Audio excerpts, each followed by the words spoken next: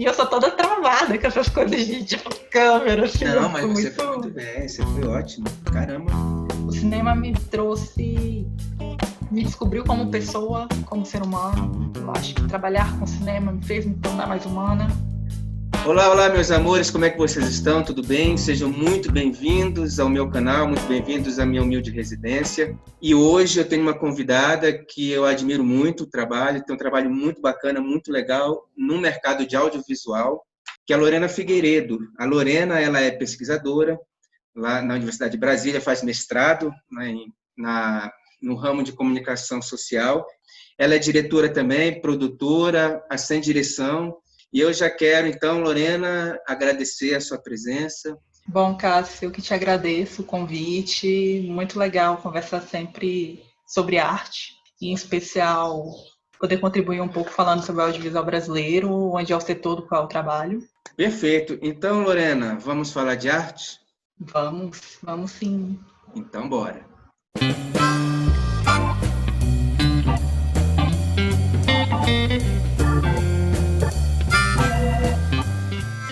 Quem é a Lorena Figueiredo? Era a criança Lorena, que se criou à base de novela, junto com a avó materna, que eu acho que foi a nossa formação televisiva no Brasil, é a novela. Como a minha própria família falava, né? Dizia que eu já era uma criança que já tinha dificuldade um pouco de falar a palavra filme, que ia brincando, e isso depois se tornou hoje a minha carreira. Depois, aos poucos, eu comecei a pegar os videozinhos da família, foto, e começava a fazer aquelas primeiras edições primárias do Movie Magic. Então, eu começava a fazer os vídeos caseiros em casa, e nisso era festa, assim. Bom, aí com isso eu fiz o vestibular para ser para comunicação social dentro da Universidade de Brasília e já tendo contato dentro da faculdade, assim, as primeiras disciplinas, assim, me encantei. Eu percebi que eu gostava das disciplinas de cinema. Eu gostava de história do cinema, história do cinema brasileiro, então, e teve nossa primeira disciplina no primeiro semestre, que era construir um pequeno vídeo de 3 minutos. E foi incrível, assim, eu acho, de ter essa base de experimentação. Eu acho que a universidade me deu esse direito de experimentar, de estudar e ter muita troca, né? E nesse processo você vai se construindo como ser humano também. Por que você resolveu ser artista? Por que você resolveu seguir essa carreira? Eu acho que, assim, encantou, assim, eu acho que foi um braço que eu vi na arte de modo de vida, de filosofia de vida. Eu acho que a arte veio para mim dessa maneira. Tanto que eu tive uma experiência ainda na faculdade. Quando eu estagiei num serviço público. E lá eu trabalhava na rádio do Ministério Público, fazendo roteiros para crianças. E eu tinha uma necessidade muito grande de me expressar, sabe? E eu me sentia que eu estava ficando engessada. Isso foi uma coisa que foi um divisor mesmo, de fazer, olha, eu não quero ser servidora pública. Talvez eu vá pelo caminho mais difícil, eu acho, como várias coisas da minha vida sempre foram muito tortuosas, assim, nunca foi uma coisinha certa. Quando já me formei, comecei a praticar, entrei no setor da produção. Já ainda na faculdade, assim, por uma característica, assim, eu sou uma pessoa muito organizada.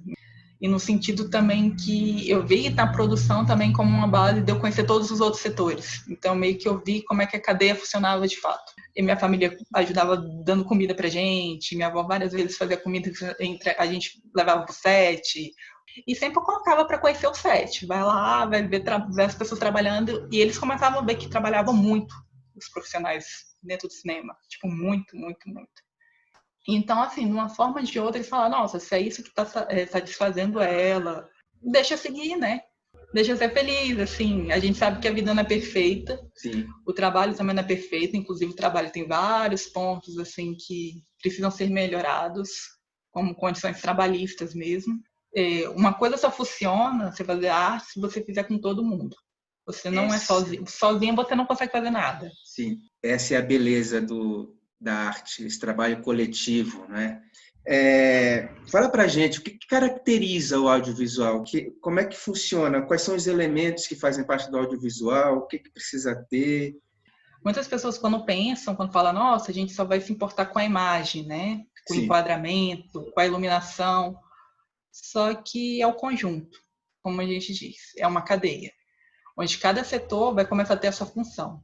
Eu tenho o setor da fotografia, que tem a equipe de câmera junto, tem o logger, com isso vem a maquinária, vem a elétrica, aí vem o departamento de arte, que tem a cenografia, tem o figurino, tem o contra-regra, a equipe de direção, que é formada pelo assistente de direção, pelo diretor, você tem os produtores, os assistentes de produção. Então, uma cadeia de pessoas reunidas para contar uma história. E tem a parte do som também, que muitas vezes as pessoas deixam um pouco de lado, mas é uma função primordial, assim, porque você tem a construção mesmo do espaço, você faz pelo som, porque o som te permite imaginar, que é o que te leva à emoção. Qual que é a diferença entre esses três profissionais, assistente de direção, diretor e a produtora, o produtor? Bom, vou começar pela produção. A produção ela é o departamento responsável por coordenar a equipe no sentido de logística. Organizar essas locações. Primeiro eles fazem a pesquisa de locação, onde essa locação ela é determinada, e depois ela é apresentada para o diretor para ser aprovada ou não para a filmagem.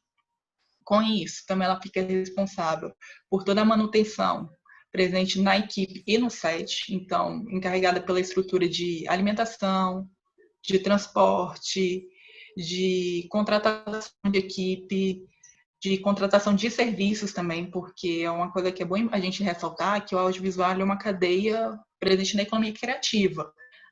Ele não se restringe apenas aos profissionais do cinema. Com isso, a gente entra no departamento da assistência de direção, que é um departamento que ele é um braço, onde ele fica ali intermediando entre o departamento de produção e o departamento de direção.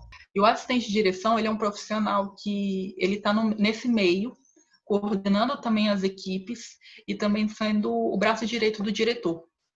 E o diretor é a pessoa responsável pela parte criativa, né, que a gente diz o fato da concepção da cena.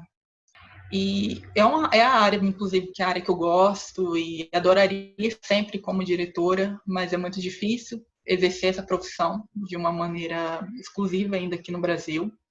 Por que às vezes tem alguns trabalhos, eu não sei se são todos, você tem 2 assistentes? Por que isso? A gente tem um primeiro assistente de direção, que ele é responsável em capitanear o set, como eu estava falando um pouquinho antes.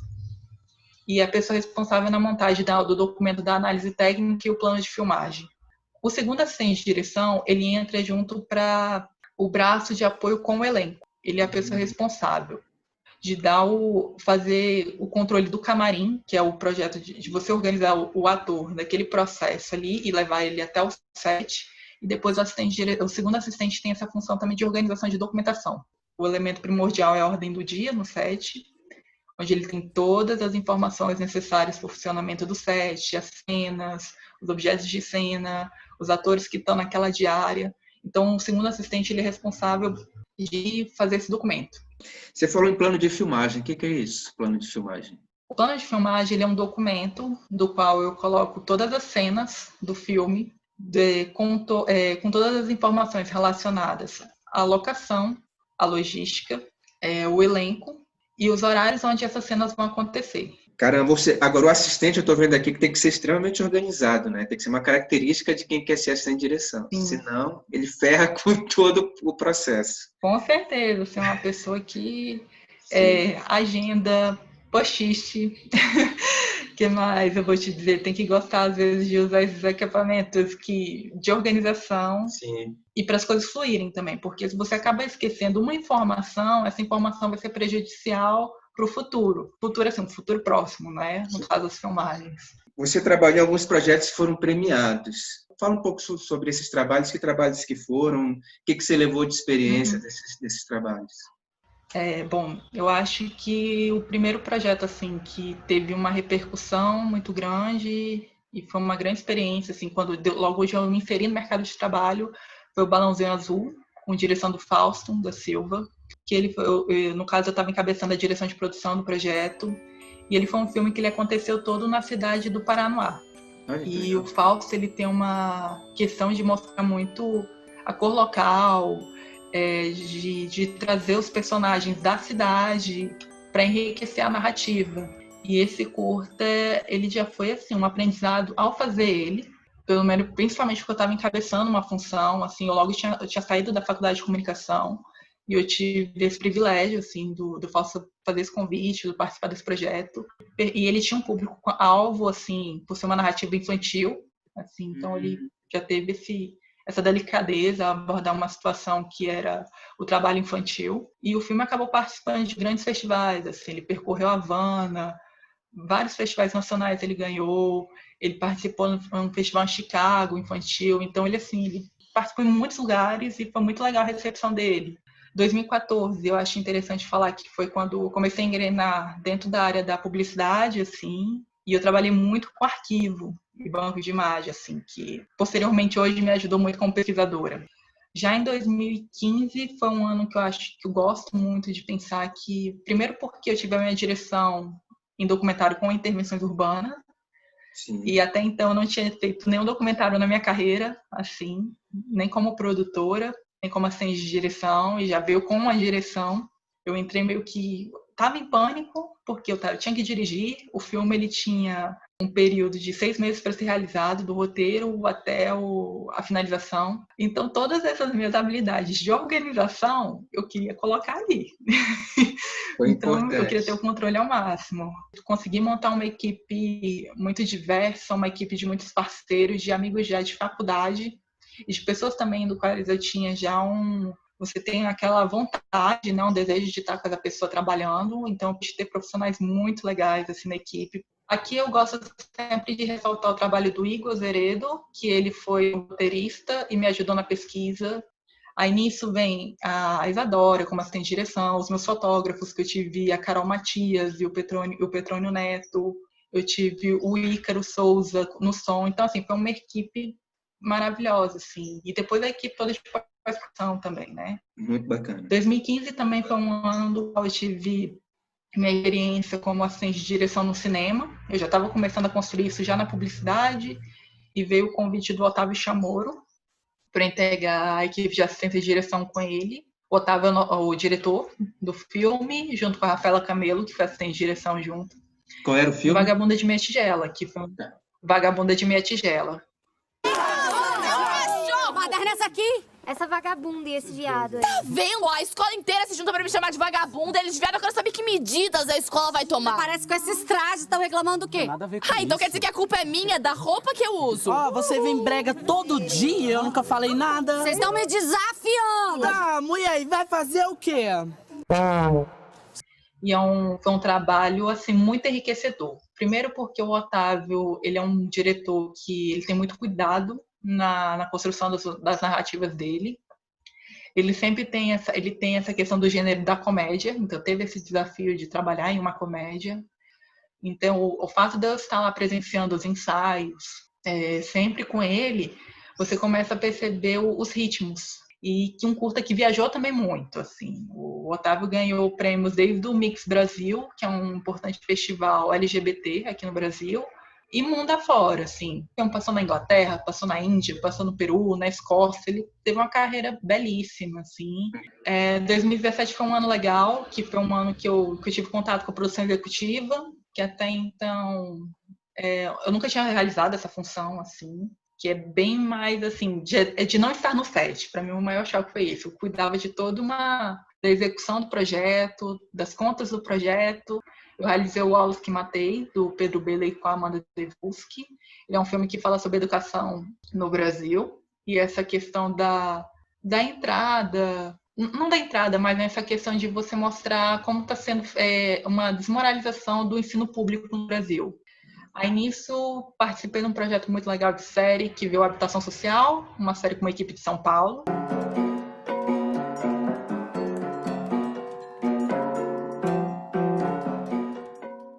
E já começou os primeiros os encontros, assim, que eu digo, estar com projetos onde tem arquitetura também ali, numa narrativa. Aí já em 2018 foi um ano também de muitos projetos legais. Eu acho que um dos maiores destaques foi ter feito a série de TV, o Antena na Raça, com a direção da Paloma Rocha, e que foi uma série documental. Eu tive o privilégio de estar encabeçando a equipe de direção de produção e a pesquisa, e nós percorremos 5 estados brasileiros. O intuito da série tinha você vivenciar o Brasil atual, 40 anos depois da abertura do período democrático. Depois a Paloma terminou fazendo um recorte e virou uma versão para longa-metragem. Aí, nisso, 2019, eu acho que também foi um ponto legal, onde eu estava como primeira assistente de direção de um longa-metragem, e foi muito importante para mim estar nesse espaço, e de um projeto que foi Infinitas Terras, que é um longa de ficção, e foi importante, assim, como pessoa, como mulher, estar nessa primeira direção, assim, de assistência de direção, foi muito legal. O projeto do Cartografia do Isolamento, ele veio como um braço já de um trabalho desempenhado dentro do grupo de pesquisa, em colaboração com a Fernanda Sá e tendo a mentoria da professora Gabriela de Freitas, onde a gente acaba estudando nas nossas pesquisas muito essa relação do corpo, do espaço, do ser humano e essa construção de subjetividades. Então, o fato da gente estar agora numa pandemia, todo mundo isolado, restrito na sua casa, como a gente está se reconstruindo, se recriando diariamente para sobreviver por meio dos afetos. Então, dessa forma, acabou surgindo a Cartografia do Isolamento. Primeiro, como essa página, onde as pessoas contribuíram com essas imagens, podendo ser imagens tanto fotográficas, vídeos, poemas, textos, crônicas, que gerou isso, né? Esse imaginário que a gente está vivenciando. Você está se dedicando a esse projeto de mestrado atual, né? Tá, que é a cartografia. Não, ele é um braço do meu projeto, ele não é o meu projeto de mestrado. Ah, tá. Fala um pouco sobre o seu... Ele é só um projeto dentro do grupo de pesquisa. Acho que o meu projeto de mestrado, ele reflete muito a minha trajetória, né, dentro do cinema. Porque quando eu resolvi voltar para a universidade e estudar, já foi com essa ideia de repensar o cinema brasileiro de uma forma geral, um cinema que eu participei ativamente nos últimos anos, e você vê esse desmonte, e como essas relações da cidade, do espaço urbano, como um personagem. Então, meu projeto de mestrado é isso, né? Estudar as relações de afeto entre o cinema e o espaço urbano. Então, isso é dentro do cinema latino-americano, só que eu acabei restringindo ao cinema brasileiro e argentino contemporâneo, dos anos de 2008 até agora. Você falou aí que você foi importante para você como mulher. Em que sentido isso? Porque tem preconceito em relação a isso? Uhum. Digo isso porque, assim, principalmente o audiovisual em especial, ele é um setor também que abrange... Muitas equipes são masculinas. Uhum. E mais que esse cenário está em modificação, você tem muitas mulheres, mas é difícil ainda a gente ter uma equiparidade dentro de um set de filmagem. E a partir de 2015, eu acho que isso se fortaleceu com os movimentos feministas, com essa quarta onda feminista que está acontecendo. Então, assim, as mulheres estamos fazendo coletivos em querer, nós queremos condições melhores para todos nós, assim, a gente quer sets igualitários, você também quer uma diversidade de olhar. Então, eu sempre vi poucas mulheres e você está ocupando aquele espaço. De alguma forma, você sempre tinha como, mais que você soubesse fazer o trabalho, muitas vezes as pessoas duvidavam do seu trabalho. Parecia que sempre você tinha que provar o tempo todo que você conseguia estabelecer naquela função. E quando eu acabei falando essa questão do longa-metragem, para mim foi muito importante. 2 pontos. Principalmente por ser mulher, eu estou ocupando um cargo de chefia, de cabeça. 2, aqui em Brasília tem uma tendência muito grande, em especial, em chamar profissionais de outros estados. O projeto também se tornou importante, porque a gente conseguiu também trazer uma equipe com várias mulheres também, vários setores importantes, na câmera, na arte. Então, isso foi legal, você ver essa mistura, que você acaba fazendo uma coisa muito mais interessante. Sim. Quando você tem esse processo colaborativo, de mais opiniões, é mais enriquecedor. Mas a gente sabe que a luta é constante. E tem uns trabalhos que eu acho muito legal que você fez, que são esses 2 videoclipes. Eu assisti os 2 vídeos. Um é com um cantor, Pedro Swin, é isso? Isso. Que se chama Casa. Isso. E a o outra Pedro, ele é um amigo... Pode falar. Desculpa. Não, pode falar. Se você quiser voltar, pode falar. Então, o Pedro, ele é um amigo meu já de faculdade. A gente se conheceu na Universidade de Brasília, fazendo curso de audiovisual. E a gente pôde criar junto. Assim, ele me deu a música e ele deixou muito livre no sentido assim, Lorena, você pode fazer essa concepção artística. E como na época eu estava tendo muitas assim, referências, eu estava querendo trabalhar um pouco com projeção, e a gente tinha também essa questão da dificuldade financeira de fazer um projeto independente. Foi assim que surgiu o videoclipe A Casa.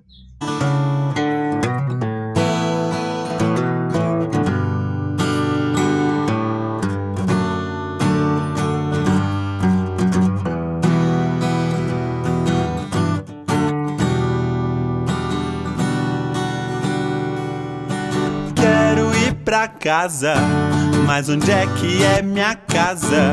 Já morei em tanta casca que tomei por minha casa. E já com a Kel Ferreira foi já um convite, assim, ela já tinha visto o nosso trabalho, ela também estava querendo lançar o primeiro EP dela, e eu já criei de uma maneira um pouco mais diferente do Pedro, porque era uma narrativa, a música dela já era um romance.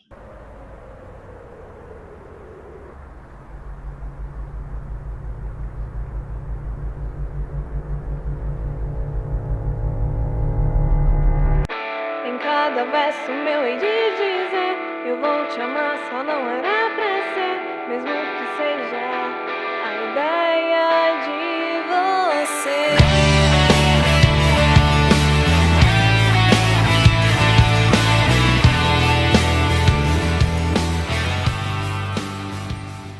Outra coisa, como é que você vê a arte no atual contexto? Por exemplo, veio essa pandemia, pá, caramba, parou um monte de coisa. Como fazer audiovisual no momento desse?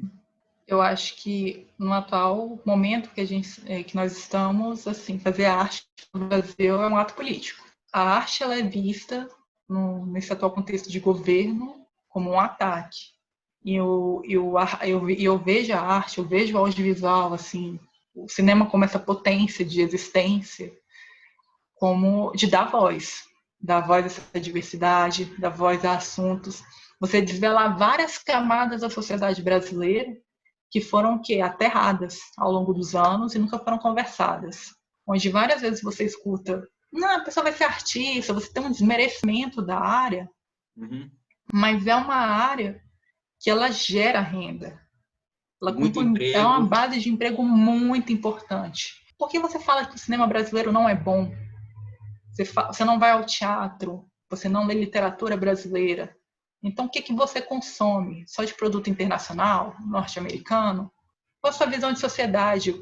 Essas pessoas que estão sendo apresentadas para você na televisão, são realmente os brasileiros? Quais foram as maiores alegrias que essa arte que você escolheu se inserir te deu?